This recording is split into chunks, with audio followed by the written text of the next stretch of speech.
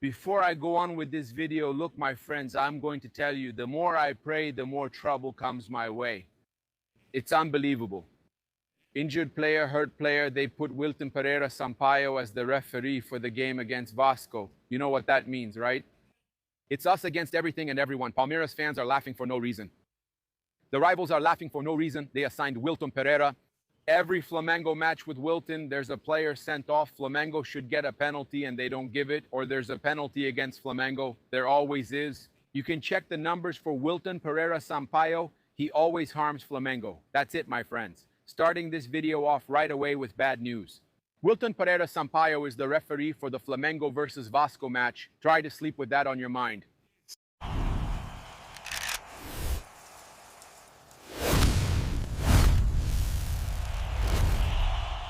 Fala galera, saudações rubro-negras.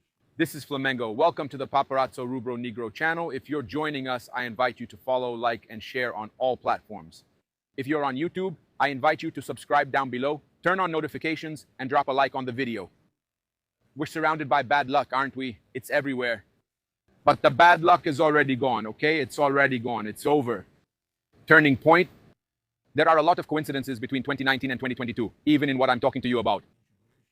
Even with the right back position, you'll understand.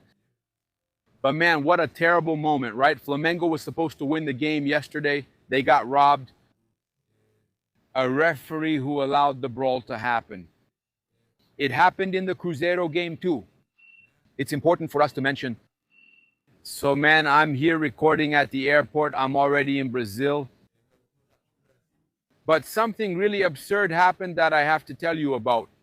Simply put, I had enough time to catch my connecting flight, and LATAM canceled my flight. LATAM, by their own decision, canceled it. Because there were probably people who wanted to catch an earlier flight, right? And I had a birthday to go to. My great uncle was waiting for me to visit him with my son. Everyone was waiting for me. And LATAM, you see. And that's how they treat us. But I'm going to sue them. I'm going to sue them. Because this is a disgrace what they do to citizens. It's absurd what they do to people. There's no respect at all. And what's even worse is the Brazilian justice system.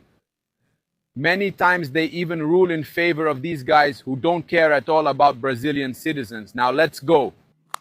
This also happens all over the world, but I'll tell you, we really need to complain about these companies, expose what's happening. LATAM on its own made the decision and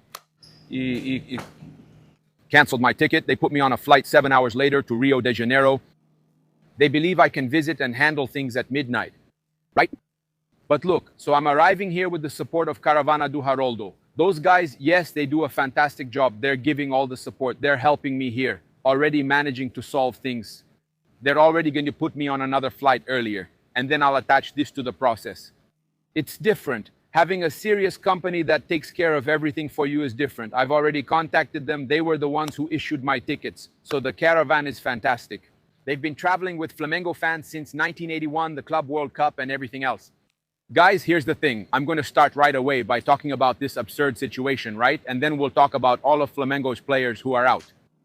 About this absurd thing that happened. First, a shameful sending off of Leonardo Jardim. The first time Leonardo Jardim has ever been sent off in his life. This already shows the dirty trick that was played against Flamengo. That Piero Mazza and his whole team. The same team that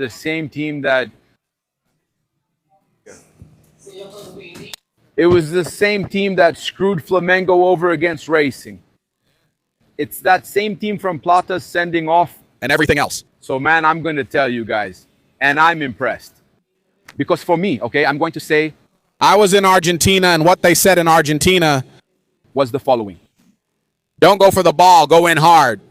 Don't go for the ball, go in hard. And it seems like they knew they could get rough. It seems like they knew they could go in hard, that nothing would happen. That tackle on Bruno Henrique, we're going to talk about everything that happened here. But that tackle on Bruno Henrique is typical of someone who knows they can hit as much as they want. That wasn't just a yellow card. It was a straight red, and the guy didn't even give a yellow. That scissor tackle is typical of someone who knows nothing will happen, because he did the scissor tackle on Emerson Royal. And he didn't get a card. That was a straight red. Now let me say this. The hit Emerson Royal took to the face, nobody saw anything either. The absurd penalty that wasn't called. When it's against Flamengo, it's always called. When it's for Palmeiras, it's called. That little touch on the player, and they call a penalty. But when it's for Flamengo, they don't call it. It's always the same disgrace. When it's for Flamengo, they don't call it. I'm amazed by this and what they did to the competitor. Cruzeiro too, in favor of the Argentines, in favor of Boca. Boca Juniors went hard on Cruzeiro. They beat up Cruzeiro. And nothing. I have to defend Cruzeiro here too. Because the refereeing by CONMEBOL allowed Boca players to hit Cruzeiro. And that the players, wait a minute, my suitcase just arrived. So it allowed Boca players to attack Cruzeiro players.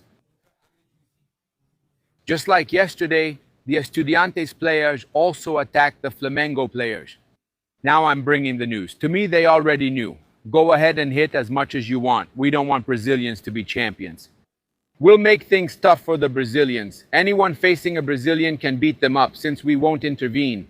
That's the impression I get about the Libertadores, Sudamericana, and everything else.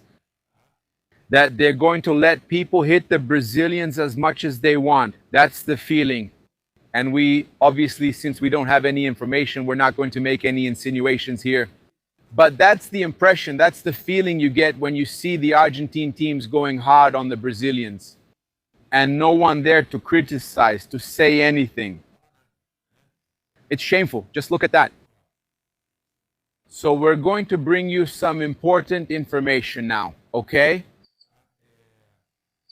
Arrascaeta underwent the procedure to place a plate on the fracture of his right clavicle. It was on his right clavicle. Everything went well. He should be discharged tomorrow. Dr. Fernando Sasaki has already said that he should be discharged tomorrow. He's fine, but it'll be at least 45 days. In other words, he's out of the games until the World Cup. And for the World Cup, if Bielsa wants to take him, maybe for the second or third match. Now, the drama is even bigger at Flamengo. Flamengo provides an update on Emerson Royal after his fracture. And here's the thing, Emerson Royal, Flamengo's right back, suffered trauma to the nasal area during the match against Estudiantes. Another situation, right? Terrible. Played last Wednesday, which led to a diagnosis of a nasal fracture. The player was evaluated by Flamengo's medical department and is clinically stable. As part of the procedure, the club will provide a specific protective mask to enable his participation in the upcoming matches. The player will continue to be monitored daily by Flamengo's medical department. So, regarding Bruno Henrique now, it's one after another, my friends. It's Rasca, it's Emerson Royal, it's Bruno Henrique, it's Paquetá. We're going to talk about Paqueta, about Carrascal. It's one after another. Bruno Henrique, the forward, suffered a trauma to his right foot, that absurd tackle. A trauma to his right foot after a hit in the second half of the match between Flamengo and Estudiantes in the CONMEBOL Libertadores in La Plata, Argentina. With pain in the area, the athlete will be re-evaluated by Flamengo's medical department when the squad returns this Friday. We'll even be there at Ninho do Urubu. Flamengo will pay tribute to defender Leo Pereira this Friday. My first Labor Day. Workers' Day. Ninho do Urubu, in recognition of reaching 300 matches for Flamengo, the defender reached 300 games wearing Flamengo's shirt on Sunday. 26 in the rout over Atlético Mineiro at Arena MRV. And in an interview with Flamengo TV, he said the following, "I'm really happy. It's an important milestone. There's no better way to celebrate than with a win and 3 more points. I think we're on a very consistent path. I hope we can keep up this attitude, this character we've been showing, whether at home or away, and that we can achieve our goals this season. Thank you, and let's go for more." Now he joins the other players from the title-winning generation like Arrascaeta, 375 games, Bruno Henrique, 360, Pedro, 328, Gabriel Barbosa, 308. He'll soon surpass Gabriel since Gabriel has left. He'll be one of the 4 players with the most games for Flamengo from this successful generation. Remember, Willian Arão and Everton Ribeiro, key players in Flamengo's successful recent era, also played over 300 games for the club. They arrived in 2016 and 2017 respectively and stayed a little longer. They left, if I'm not mistaken, in 2024, 23, 24, right? 24, if I'm not mistaken. So, man, he's making history. Leo Pereira as well. Now, bringing up those coincidences I mentioned, I think it's important for us to talk about these coincidences because it's to bring some good energy, right? to bring some good energy because there's so much bad stuff. But I wanted to stay on the topic of refereeing everything that happened, Danilo, right? He answered my question at the stadium very well. Our defender, Danilo, he answered me about the refereeing issue. And I even said maybe refereeing mistakes, and he may be. And I thank Danilo. Thank you, Danilo. Thank you for taking a stand. It's important that we have players who take a stand, even knowing they might be punished by CONMEBOL. That can happen, but you have to take a stand because it was really absurd, right? So there was a shot of Danilo on GE, okay? That GE published. Yeah. I thought the scene from GE was just spectacular.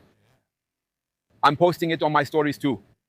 Because here's what happened. The Estudiantes players went to talk to the Flamengo players, okay? They spoke with the Flamengo players. Look at this. Estudiantes players approached the Flamengo players. Now, Danilo is talking to the referees. He's talking to everyone and so on. Yeah, then the player came to talk and he still got upset. He went to talk to him. He turned his face away from him, man. Danilo looked away from him. Danilo was awesome. Thanks, my friend. Take care. Danilo got fired up with the Estudiantes player. Man, I'm going to watch it again here. Man, that was amazing, man. Listen to what he's saying there. Look, the Estudiantes player is coming over to talk to him. Look, he's going to talk to him. He got ignored. He left the aggressor hanging, man. Left him hanging. Nice. This footage is really good. Globo Esporte published it. Now, I've gathered some important information here, man, for you guys about these coincidences. But Flamengo is going through a real ordeal. It's a dramatic moment. Yeah, it is. Nothing better than bringing some good energy to us too, right? Getting excited. It's worth remembering. Regarding the right back position, Varela had to deal with a broken nose to reach the level he's at today. The fans started supporting Varela after that situation with the fracture. He also wore the mask, and now another right back, Royal, is going to wear the mask. He's going to follow Guillermo Varela's example, okay? These are coincidences that show me all of this can work. In 2019, Flamengo, then led by coach Jorge Jesus, also went through a tough moment with number 10, Diego Ribas. The midfielder returned to the field after a fracture and surgery. Later, right, he was part of a team that won every possible title that season, right? Not every possible title, right? Not all of them. But the biggest ones, the Brazilian Championship and the Libertadores, okay? It's Diego Ribas, and then it's the crowd raising their hands, right? People are talking. Then people here are saying, damn, Pose arrested. I'm not going to get into that, man. I don't like to get into that, you know? Some people get upset when you talk about it. I'm not going to get into that. But there are many coincidences, okay? It's a Portuguese coach. We've already talked about it. The coincidence of having a Portuguese coach and all, right? Like Jorge Jesus and so on. But it's worth remembering that at the beginning of that 2019 season, there was a significant setback, a 3-0 defeat to Bahia away from home, precisely in Felipe Luis's debut as left back. From then on, the team went on an impressive streak. Okay? They really lost 3-0 to Bahia. I remember that. Okay? I kept all of this organized. In 2022, the season when Flamengo would win the Copa do Brasil and the Libertadores, the team had a historic run in the group stage of the continental competition, earning 16 points. Which is exactly what Flamengo can achieve again this time, because they've already lost 2. Interestingly, the only 2 points lost in that 2022 campaign were in Argentina against Talleres in a match that was also quite controversial. Flamengo was badly disadvantaged. In that same 2019 season, at this stage of the championship, a team from the state of São Paulo was leading the Brasileirão. First Palmeiras, then Santos. I don't remember exactly when. Without much conviction. Neither one was convincing, just like Palmeiras isn't. Their wins aren't convincing. They only win by 1 goal. Meanwhile, Flamengo was clearly showing improvement and growth in their performance. That's it. That's all. I posted this here because I really like this data. And Flamengo released a statement about Arrascaeta. Flamengo posted here, no path to victory is linear. At times, our journey requires courage and faith. The whole nation is with you, Arrasca. Little red and black hearts. Enjoy it. Flamengo posted this. And I thought it was cool to bring these coincidences to also bring some good vibes. It's just good energy. It doesn't mean anything, but we bring it to you anyway. Here's the thing. Check this out. It's about bringing important information to you. Yeah. I changed my shirt here because I was recording something else, but I ended up forgetting, right? To bring you the information regarding Lucas Paqueta and Jorge Carrascal. So Lucas Paqueta, the information I found out is that he won't play against Vasco, okay? He's out of the game against Vasco. And most likely there's a 90% chance he also won't play in the game against Gremio, okay? So we might not have Paqueta. Against Vasco, we definitely won't have him. And against Gremio, there's a big chance we won't either, okay? He was exactly the substitute we needed for Arrascaeta. All right? It's about Carrascal. The news isn't good either, right? About Carrascal. The news is terrible. Flamengo tried to reduce Carrascal's suspension, right? Which was a 4-game suspension. I think he had already served, if I'm not mistaken, 2. And Flamengo couldn't reduce Carrascal's suspension, okay? So with that, Flamengo doesn't even have Arrascaeta, who's out for about 45 days after surgery, and then it's already the World Cup. So until the World Cup, there's no Arrascaeta. Right now, there's no Paqueta. Right now, there's no Carrascal. And then what does Flamengo do? They're totally screwed. But there's Jorginho, Eric Pulgar coming back, Paqueta will be back soon and all. But during this period, Flamengo will have to use Saul. It's De La Cruz. Luis Araujo in the midfield. He's a guy who finishes well too. So yeah, he's not playing his best soccer, but he could get back to it at any moment. So honestly, I really believe that Flamengo can overcome this phase and then they'll reap the rewards, right? Well, let's go. I also want to show you the interview, Danilo's interview.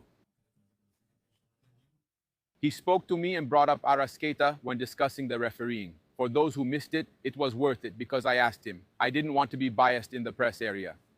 To talk to him, look, Flamengo was robbed. I asked. Yeah, and I said maybe. And he said maybe not. Look at that. And then when he said maybe not, I thanked him. Thank you for taking a stand. Because it's very important for a player to take a stand like Danilo did when we asked him, right? Stay tuned. Danilo, talk to us for a bit. Please, really quickly. Go ahead, Vaparazzo. Hey, Danilo. Many people discuss the referee's possible mistake, but I think the more important point is this possible refereeing mistake. Possible. No, mistake, of course. Thank you.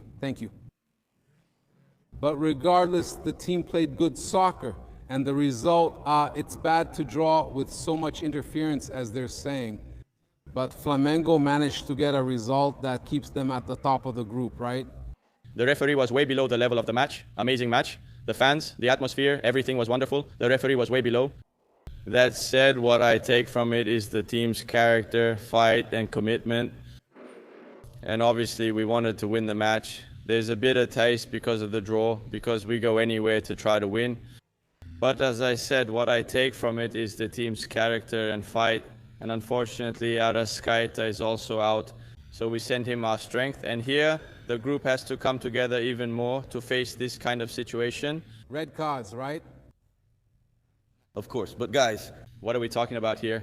What are we talking about? The guy jumped into Emerson's shin like that, in that way. The other defender, being dirty, went after Bruno Henrique and almost got himself hurt because he was being dirty. But what are we talking about? Guys, it's Danilo. Last week, a movement started in Brazil with some journalists and the media saying that Flamengo was usually favored, that any play involving Arrascaeta was considered a penalty. Do you think this movement already makes referees go onto the field with a certain bias, always looking at Flamengo with suspicion, and being inclined not to call fouls? Even in plays like Royals or Bruno Henrique's, there wasn't even a yellow card for the foul on Bruno Henrique. But yeah, it's hard for us to keep talking about refereeing because one day you're favored, the next day you're harmed. Look, it happens. I've said it many times, whether I was favored or harmed. It happens, that's it. There are things that are very clear, like today, it's obvious. I mean, the thing with Bruno Henrique, I'm not even asking for a straight red card, I'm asking for a second yellow. Of course, obviously, it's clear that anyone in the world would give a yellow card. You know, it's just, then you come here to talk about refereeing a game, man. The atmosphere is cool, top notch, the pressure, man. A Libertadores match, it's amazing to play, you know. You have to mention the referee who lacked the courage to give a card. It's Daniel, you know. Bodo talked a lot about the situation. It seemed like a war zone in the locker room. Royal man, with a bleeding nose, with a bruise on his rib. Do you think Estudiantes tried to match Flamengo physically? And that's why this game, as Boto said, was like a war scene. No, but then, man, it was collisions, fights, hard hits. That's Libertadores. In that sense, these kinds of situations happen. But when it crosses a clear line, then we're going beyond a limit that harms the sport. And then I say this to Flamengo, I say to any other team. this kind of play has to be, it's clear, guys. You can't make a mistake like that. Thanks. So that's it, guys. I invite you to follow, like, and share on all platforms. If you're on YouTube, I invite you to subscribe down below, turn on notifications, hit the bell, leave that awesome like on the video. Thank you so much for your company. Red and black greetings. This is Flamengo. Thanks.